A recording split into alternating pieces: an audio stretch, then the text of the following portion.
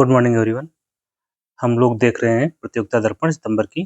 तो उसी में हम लोग जो राष्ट्रीय, अंतर्राष्ट्रीय, आर्थिक, स्पोर्ट्स ये सब खत्म करते हुए हम लोग पर्यावरण और पारिस्थितिकी पर आ गए हैं। ठीक है, तो उस पर शुरू करते हैं रोडिस इंडिया कार्यक्रम। तो ये कार्यक्रम क्या है?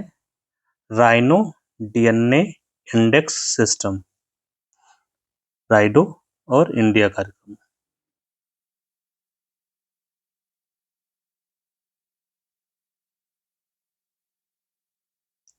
राइनो का मतलब यहाँ पर राइनोसिरॉस है,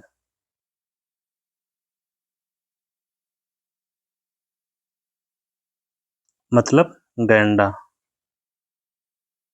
भारत में कौन सा गैंडा पाया जाता है? एक सींग वाले गैंडे, एक सींग वाले गैंडे पाए जाते हैं। कहाँ पाए जाते हैं भारत में? काजीरंगा में। एक ही जगह है जो पाए जाते हैं। काजीरंगा नेशनल पार्क कहाँ है? असम में। तो इन गैंडों के जो सींग होते हैं, इनका अवैध व्यापार होता है।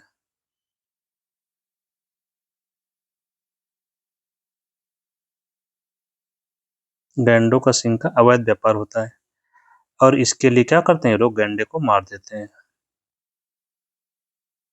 गैंडों की मार देते हैं, मार देते हैं, दैट इज इलीगल हंटिंग। और सबसे अच्छा शब्द है पोचिंग। पोचिंग मतलब अवैध शिकार होता है।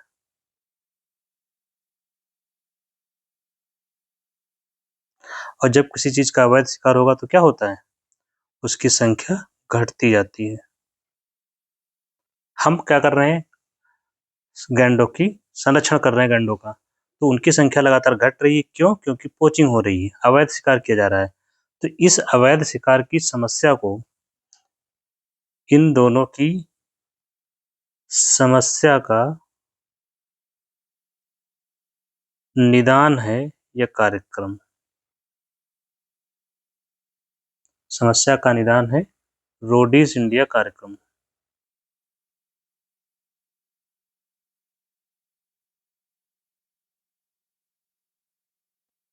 कैसे? एक शब्द इसमें यूज किया गया है, डीएनए।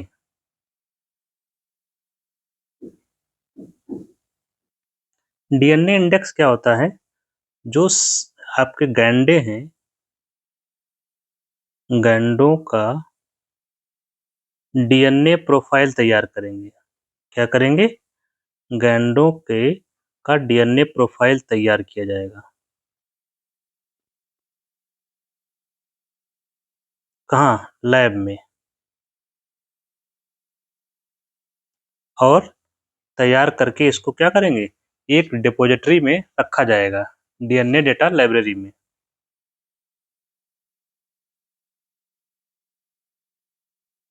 डीएनए डेटा लाइब्रेरी में रखा जाएगा, स्टोर।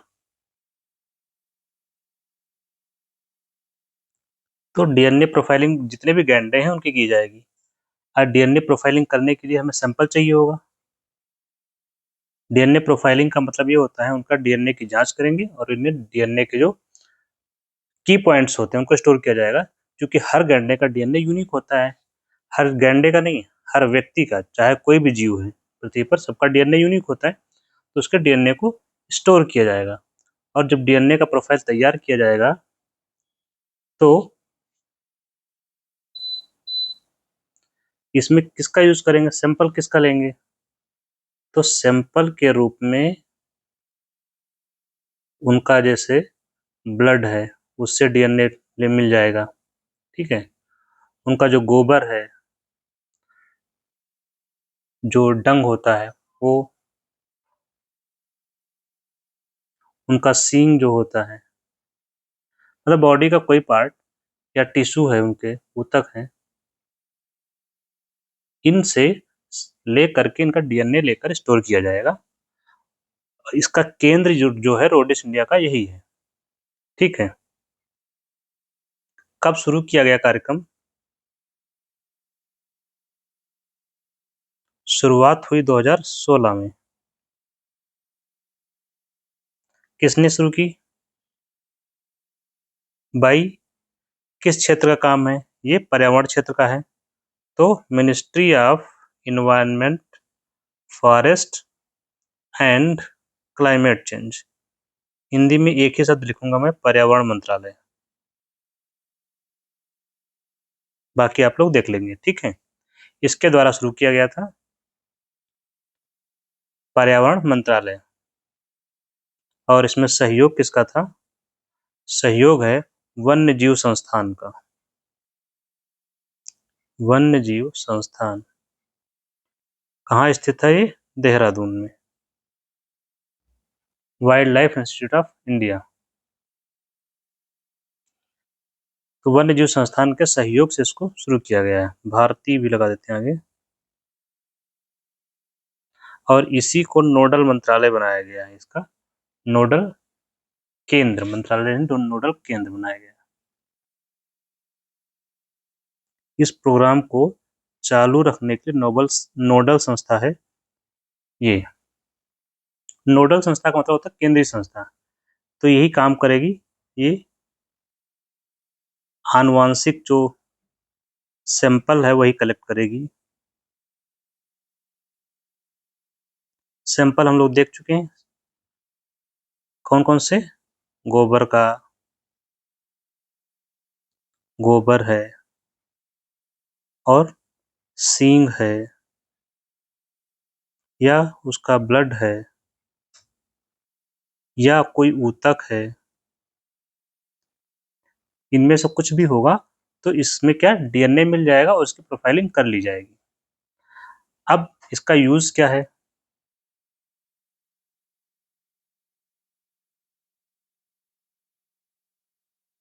उपयोग क्या करेंगे इसका? जैसे जब इनकी पोचिंग होती है तो लोग क्या करते हैं, जैसे शिकार हुआ पोचिंग की, तो पोचिंग की दो बातें हैं। उसकी सींगें निकाल लिया और मान लीजिए पुलिस को बरामद हो गई सींग, पुलिस को मिल गई सींग मिल गई और जिस बंदे के पास थी वो बंदा भी अरेस्ट हो गया। ठीक है, इनके पास थी। अब ये जो सींग है जो बरामद हुई, इस सींग को लेकर के लैब में जांच करेंगे। लैब में जांच, इसका डीएनए मैच करवाएंगे। किससे? जो हमारे पास स्टोर्ड है, तो उससे पता चल जाएगा कि किस गैंडे की डेथ हुई है।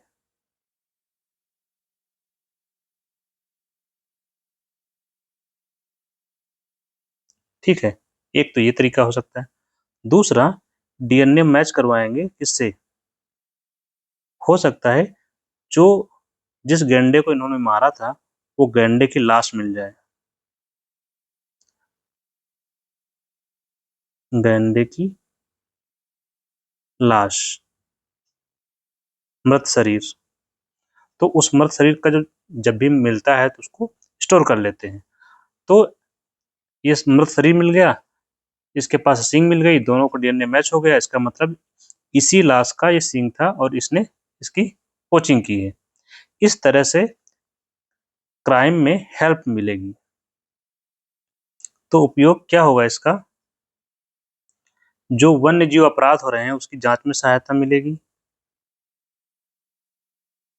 वन्य जीव अपराधों की जांच में सहायता।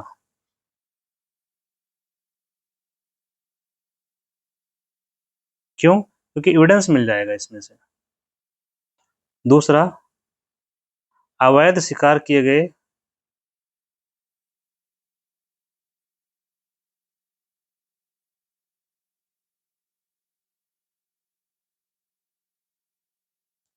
सींगों को ज्ञात शवों से जोड़ना।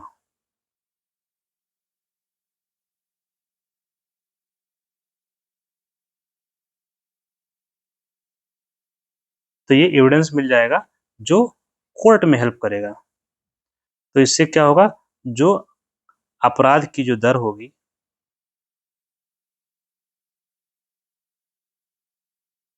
कमी आएगी और अल्टीमेटली हम इसका संरक्षण कर पाएंगे।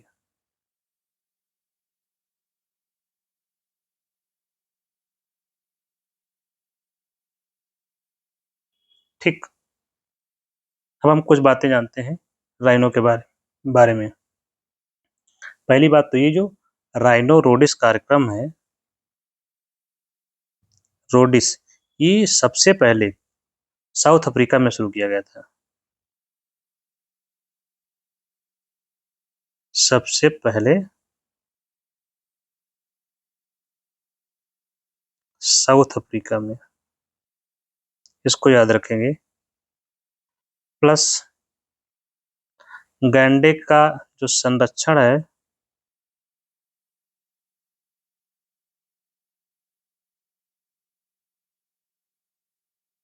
इसके लिए भारत सरकार ने कुछ प्रयास किए तो की। भारत में एक ही सींग वाला गैंडा पाया जाता है, पहली बात तो एक सींग वाला गैंडा कहाँ मिलता है, काजीरंगा में। पढ़ चुके हैं हम लोग तो याद ही हो गया होगा। और काजीरंगा कहाँ है, असम में। असम कहाँ है, पूर्वोत्तर भारत में। ठीक, इसका स्टेटस क्या है, यह IUCN की लाल सूची में शामिल है। प्लस साइट्स CITES की परिशिष्ट वन में शामिल है। परिशिष्ट वन और वाइल्ड लाइफ प्रोटेक्शन एक्ट जो है हमारा, वन्य जीव संरक्षण अधिनियम की अनुसूची 1 में है।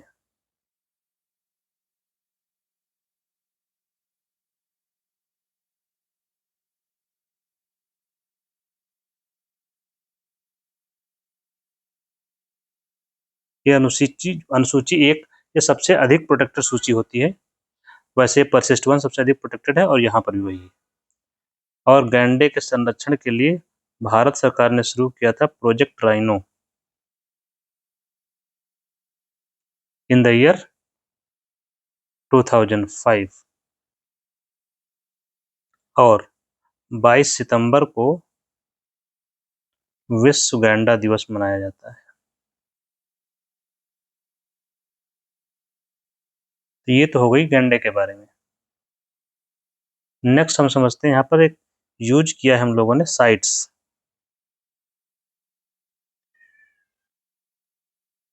ये क्या है,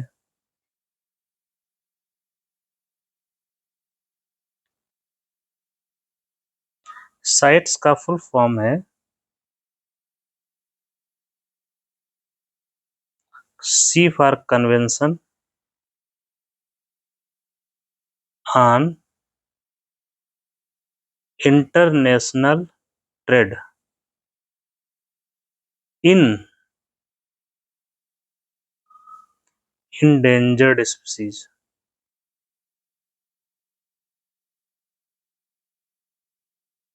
अलग अलग क्यों लिखा है, क्योंकि इसका रीजन है।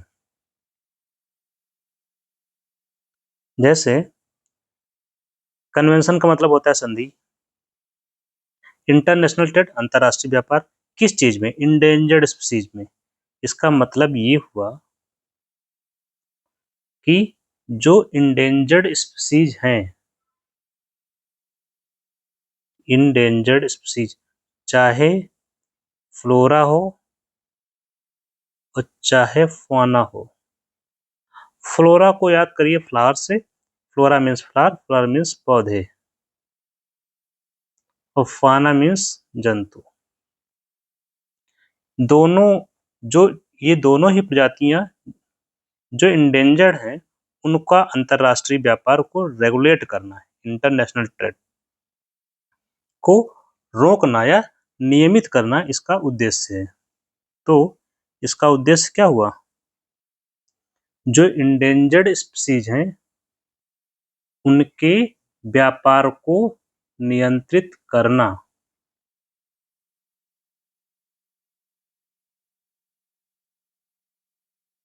इंडेंजर्ड प्रजातियों के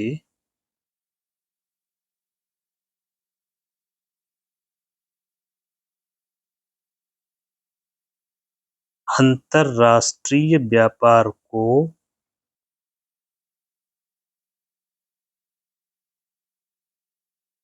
नियंत्रित करना या नियमित करना, नियमित नहीं होगा, रेगुलेट करना, विनियमित करना।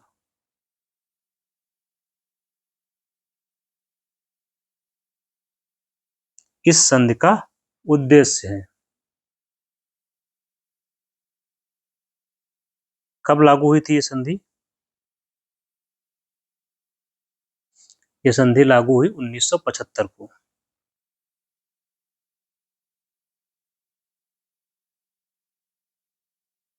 1975 को लागू की गई।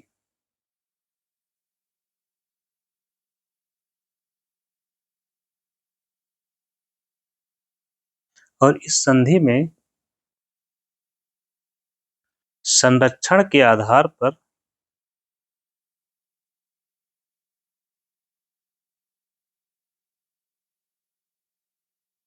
ये जो इंडेंजर्ड स्पीसीज होती हैं कि किस संरक्षण की डिग्री क्या है, उसके आधार पर प्रजातियों को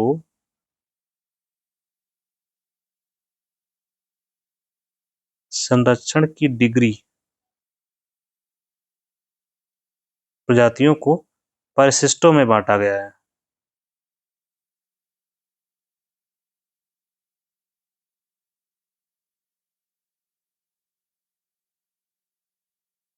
जैसे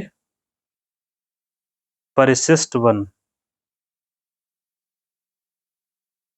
तो परिशिष्ट वन जो जिन पर विलुप्त होने का खतरा है, उन प्रजातियों को इसमें रखा गया है।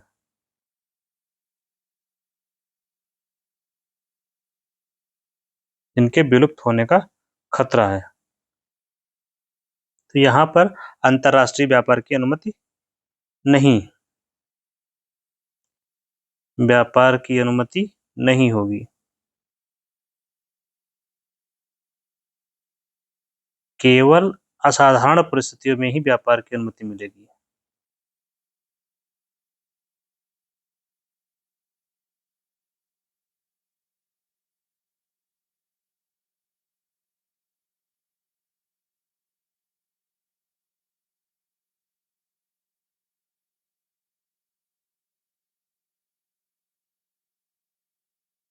ये हो गया परिशिष्ट वन।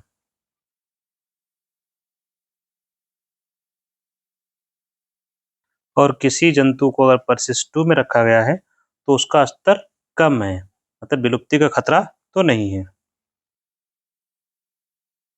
तो इसमें ऐसी प्रजातियां हैं जो आवश्यक रूप से खतरे में नहीं है, जो खतरे में नहीं है लेकिन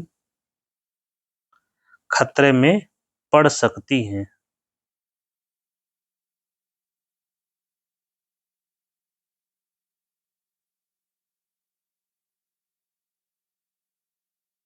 तो ऐसी प्रजातियों का व्यापार नियंत्रित, व्यापार की अनुमति होगी लेकिन नियंत्रित व्यापार की अनुमति होगी। ठीक, तो ये हो गया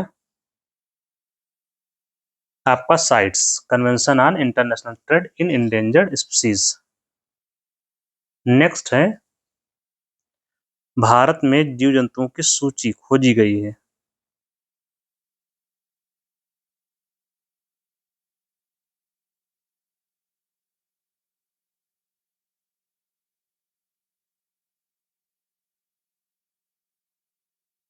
वनस्पतियों की वृद्धि,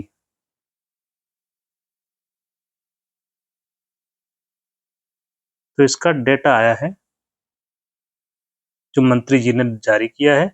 और तैयार कौन करता है? तो नई प्रजातियों की खोज हुई है।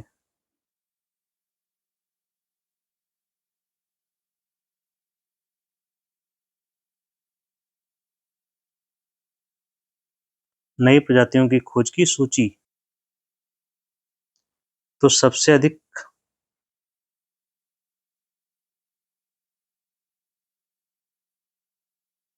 प्रजातियां कहाँ खोजी गई हैं?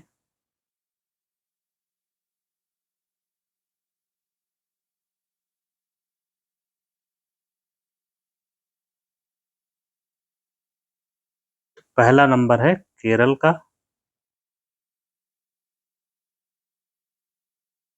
दूसरा नंबर है कर्नाटक का। ठीक है, यहाँ पर हमें क्या याद रखना है, जैसे कि भारत क्या है, भारत बायोडायवर्सिटी हॉटस्पॉट है।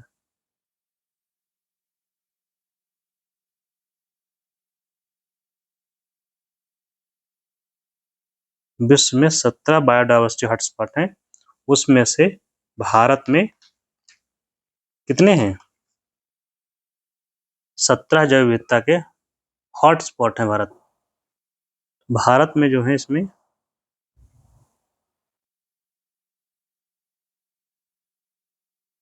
एक हो गया आपका पश्चिमी घाट, दूसरा हो जाएगा हमारा जो पूर्वोत्तर भारत है या पूर्वी हिमालय वाला क्षेत्र। ये दो प्रमुख जैव विविधता हॉटस्पॉट के स्थल हैं भारत में। नेक्स्ट हम लोग बढ़ते हैं आगे।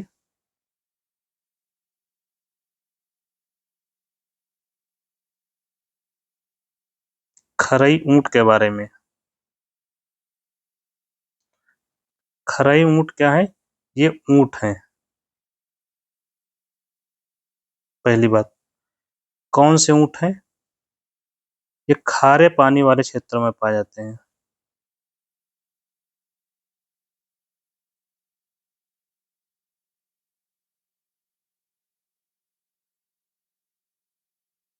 लेकिन हर जगह नहीं पाए जाते हैं, खारे पानी में पाए जाते हैं, इसीलिए इन्हें खरई बोलते हैं। खारा से खरई। कहाँ पाए जाते हैं? तो ये पाए जाते हैं गुजरात में।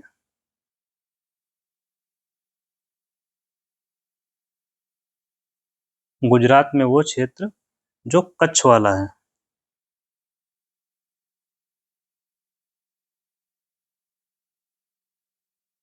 गुजरात के कच्छ क्षेत्र में ये पाए जाते हैं खरई ऊंट।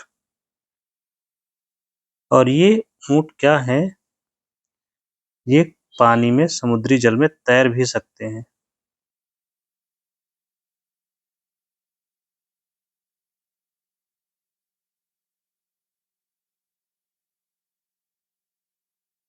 समुद्री जल में तैर भी सकते हैं। और इसकी खास बात क्या है, इसका जो दूध होता है वह पोषक तत्वों से भरपूर होता है।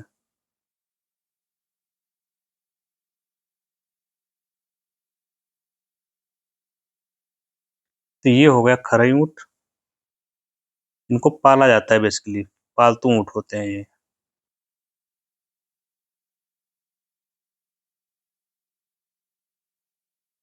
नेक्स्ट क्या है?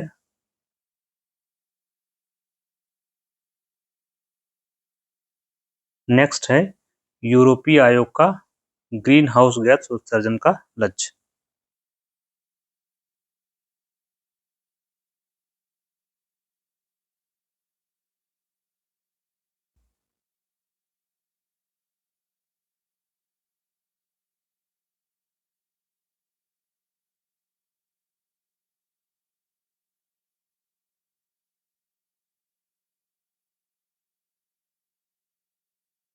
तो इन्होंने क्या लक्ष्य स्थापित किया है यूरोपीय आयोग ने?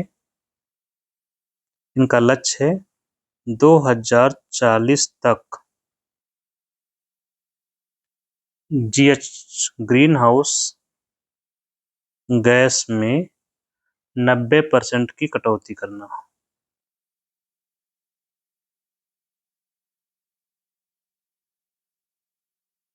जब भी कोई कहता है कटौती करना 90%, तो किस स्तर से, कब से 90% कटौती करना है? तो ये 1990 के स्तर से।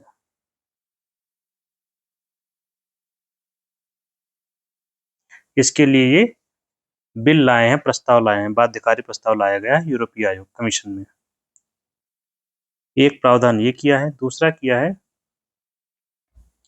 कार्बन ऑफसेट करेंगे।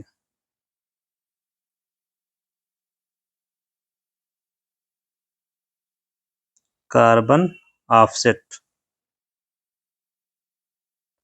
2036 के बाद, वो भी कैसे? कार्बन क्रेडिट के माध्यम से।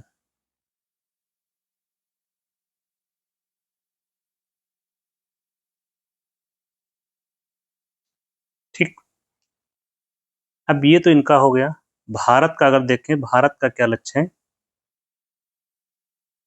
एनडीसी, ये भारत का कितना है? Nationally determined contribution. भारत ने जो लक्ष्य रखा है 2030 तक, जो उत्सर्जन तीव्रता है,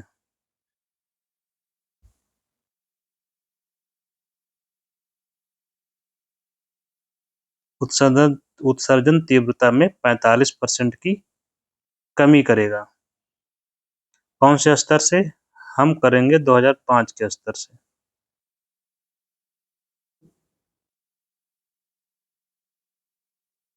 प्लस 2030 तक 50% विद्युत गैर जीवाश्म स्रोत से। गैर जीवाश्म स्रोत से। तीसरा, 2070 तक शुद्ध शून्य कार्बन लक्ष्य, नेट जीरो एमिशन, या इसको बोलते हैं नेट न्यूट्रलिटी, नेट न्यूट्रल उत्सर्जन। प्लस 2030 तक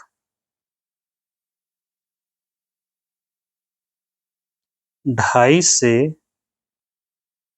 3 गीगाटन कार्बन डाइऑक्साइड के बराबर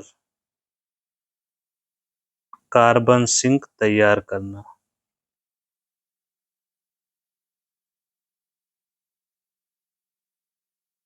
कैसे?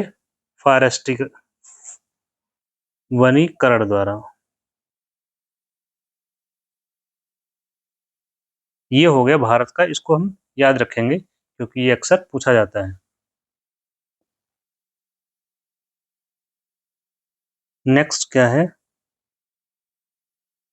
Carbon border, CBAM।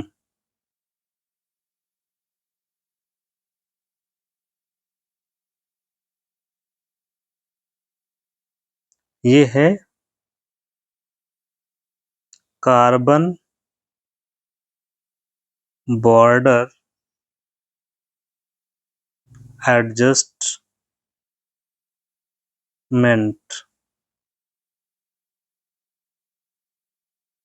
मैकेनिज्म। ये हो गया इसका फुल फॉर्म, कार्बन सीमा समायोजन तंत्र।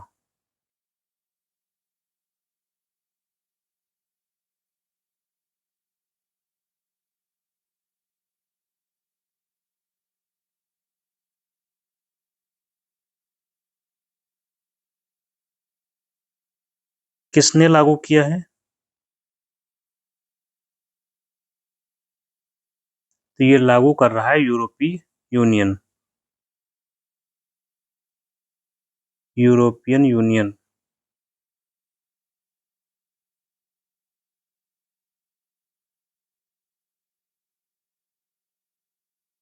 ये है क्या? इसको लागू करेंगे 1 जनवरी 2026 से लागू कर रहे हैं, अगले साल से।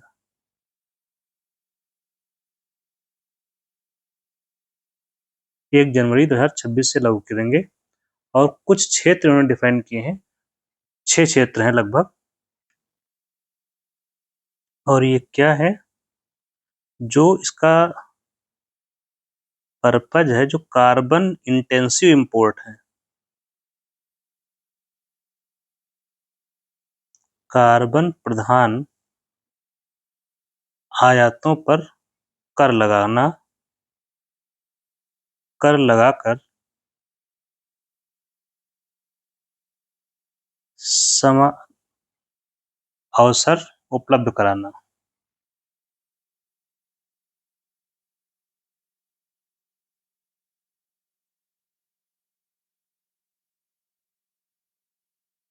हमारा उद्देश्य यहाँ पर जो ध्यान में रखना है ये है, इसका मुख्य उद्देश्य है कार्बन प्रधान आयातों पर कर। मतलब ये ऐसे उत्पाद या वस्तुएं जिनके निर्माण में अत्यधिक कार्बन का उत्सर्जन हुआ है,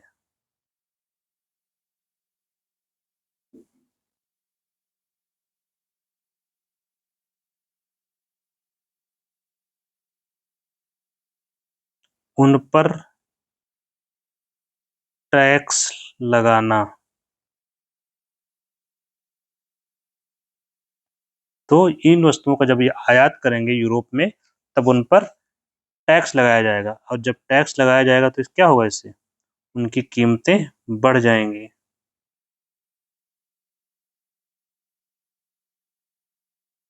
बाजार में बढ़ जाएंगी, और जब कीमतें बढ़ जाएंगी तो वो कम बिक्री होगी उनकी, और कम बिक्री होगी तो हतोत्साहित होगा जो निर्यात करने वाला देश होगा।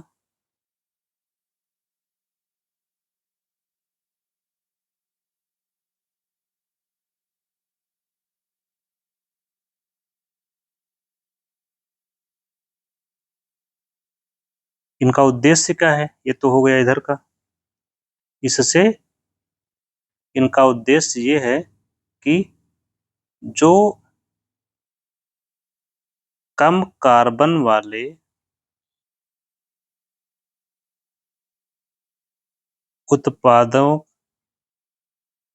उत्पादन को बढ़ावा देना। लेकिन अब दिक्कत क्या है, जब ये टैक्स लगाएंगे तो कम बिक्री होगी, निर्यात देश प्रभावित होंगे। यहाँ देश कौन से होंगे, ये होंगे विकासशील देश,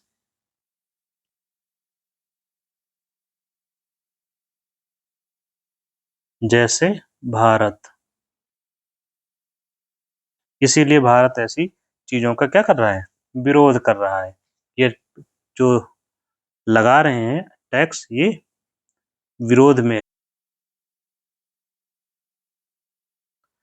ऐसे कौन से क्षेत्र हैं जो कार्बन इंटेंसिव क्षेत्र हैं, जहाँ कार्बन का उत्सर्जन बहुत अधिक होता है।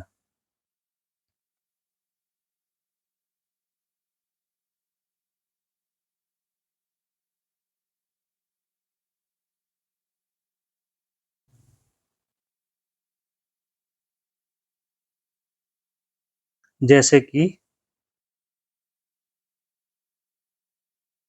स्टील है,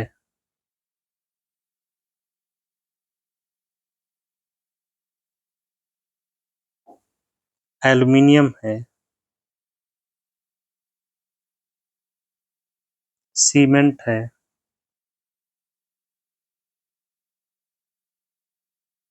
उर्वरक है,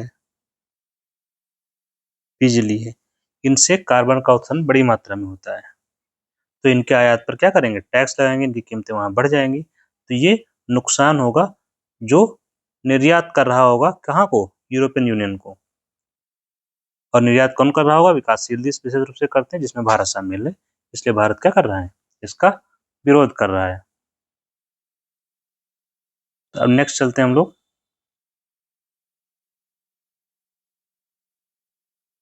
AQI, ये क्या है? Air quality index.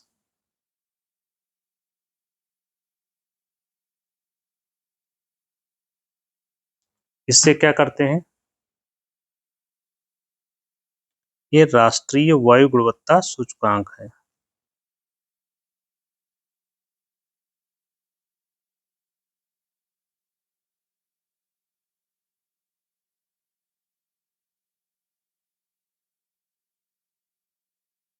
और शुरू कब किया गया?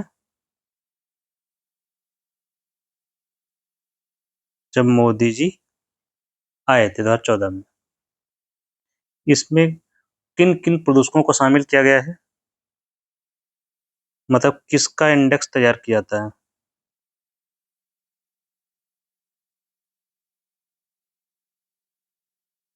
तो इसमें शामिल हैं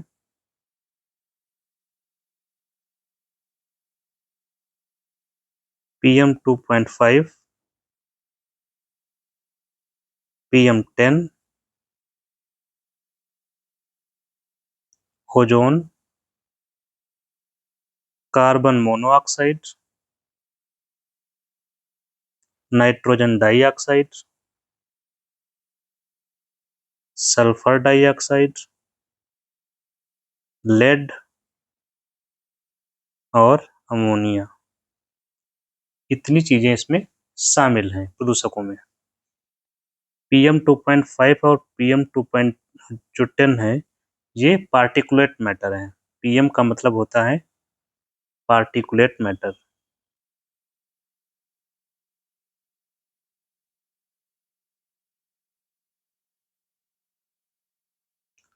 और आगे लिखा है 2.5, ये क्या होता है? ये होता है व्यास। उस कण का व्यास होता है, और ये जो व्यास होता है ये माइक्रोमीटर में होता है।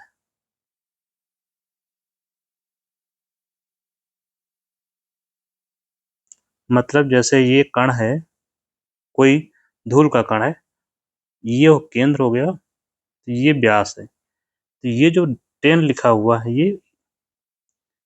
ये होता है व्यास। ठीक है, तो 2.5 वाला छोटा होगा और PM10 वाला बड़ा होगा। ये क्वेश्चन पूछा जाता है कई बार, तो याद रखेंगे। अभी जैसे लेड है,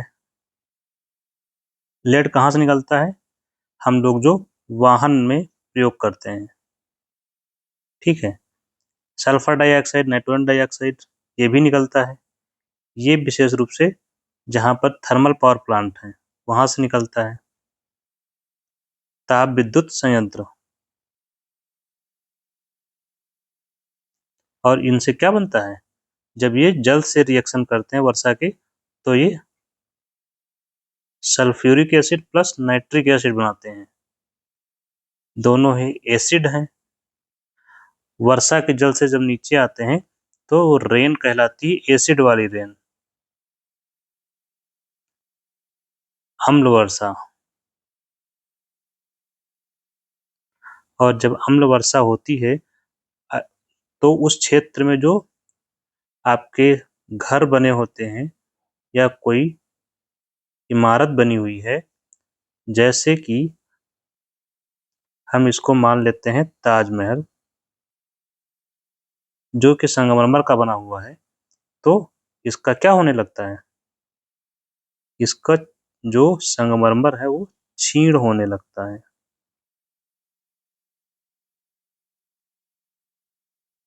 तो इमारतें नष्ट होने लगती हैं।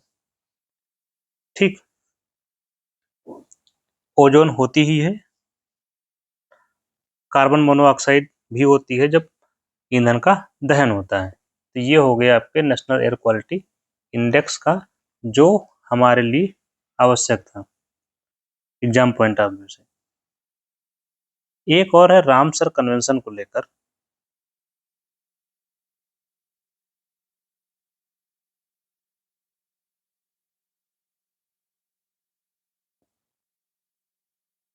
रामसर संधि कब हुई थी?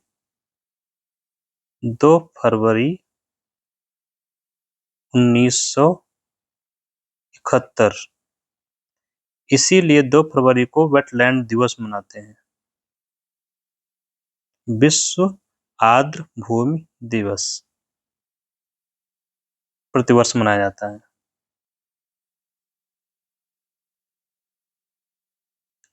रामसर क्या है? स्थान है। कहाँ? ईरान का एक शहर है। यहीं पर संधि हुई थी, जिसे रामसर संधि कहा जाता है। किस लिए है ये संधि?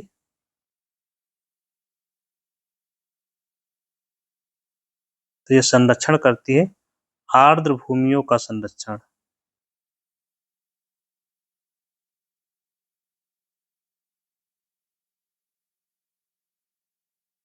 भारत भी इसका पक्षकार है।